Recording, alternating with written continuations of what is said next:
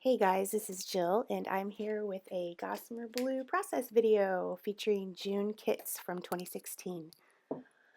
I started my layout by doing a little bit of mixed media on the Simple Stories text paper. I used some of my favorite spray inks and I did the packaging technique where you spray a little bit of the ink on a piece of product packaging and just smush it right onto your background. I used a couple different colors, a pink, a blue, a yellow, and I didn't want to cover the whole background. I didn't prep the background with any kind of gesso or anything first.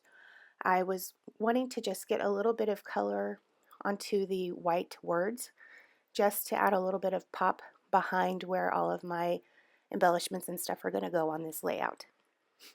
So the key for me when I'm doing a background like this is to do a color, use my heat gun or let it air dry, and then do another color. That way the colors don't end up getting all muddied.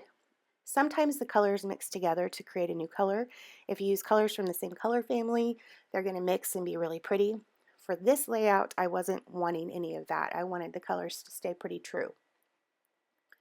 So as you can see, I hit it with my heat gun in between colors, and then I went back once the first layer was down, the smushed part was down on the page. Then I went back and flicked to get little droplets of ink and also to add a little bit of variation in the color that was already down on the paper.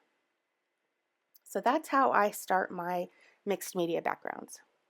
And as you can see, I use paper towel and kind of dab up. That also helps everything to dry a lot faster. I apologize, this video is in hyperspeed. It ended up really long and I didn't want it to be super long for you guys to sit through watching me do all of this dabbing and drying, so I sped it up pretty quick.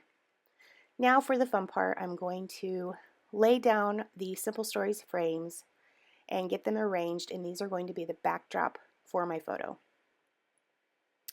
Now, if you're watching closely, you'll see that I did not get the frames glued down how I initially had them, which is one of my bad habits, so to speak, is I get it all laid out and then I don't remember how I had it, and so then I have to fiddle around with it trying to get it back the way that it was. I'm sure you guys probably run into the same issues. So I finally figure out something for those frames. Oh, maybe not. More messing. I wanted the words on the frames to show, and that's why I was so concerned about how I had them put down on the paper. So I have them all laid down, so I'll focus on the photo for a little bit. And that's tissue paper from my stash. This is something I've been doing a lot lately. I like having that extra layer between the photo and my layers of pattern paper. I guess the tissue paper, or I like to use vellum too, is a way for me to kind of break up the pattern papers a little bit between the photo and the layers. I have a tendency to use primarily pattern paper. I don't use a lot of solid cardstock. So this is a way to kind of give the eye a little bit of a visual break. So I'm using a couple of 6x6 papers from the Bits and Pieces kit. And the first layer behind the photo is actually a piece of Pinkfresh paper. I used several kits. The, let's see, main kit, Bits and Pieces, main add-on, add-on number 2, and I think I used one thing from the Light Pages themed add-on. So just gluing and arranging, and here's where I decided I wanted to go ahead and start layering some of the frames. And to get these frames adhered down and so they're not kind of tipping over, I put pop dots below the pieces that are glued to the pattern paper. So there's a little bit of glue on some of the frame itself, and then I put pop dots underneath the other edges. These are heart cut files. They're an older Gossamer Blue cut file that you get when you're a subscriber. And I am dipping those in those same colors of spray inks that I used on the background. I wanted to add in another element to break up the frames, so to speak. I wanted something else peeking out behind the photo, another element. You'll see in a moment that I use some other hearts from Simple Stories, and so I wanted to tie those in. And again, just gluing things down. The glue I'm using is Scotch Quick Dry, and I put it in a fine liner bottle. I find that it's a lot easier for me to use that way. It's easier to get underneath and behind elements when I'm gluing them with that really, really skinny little nozzle on the fine liner bottle.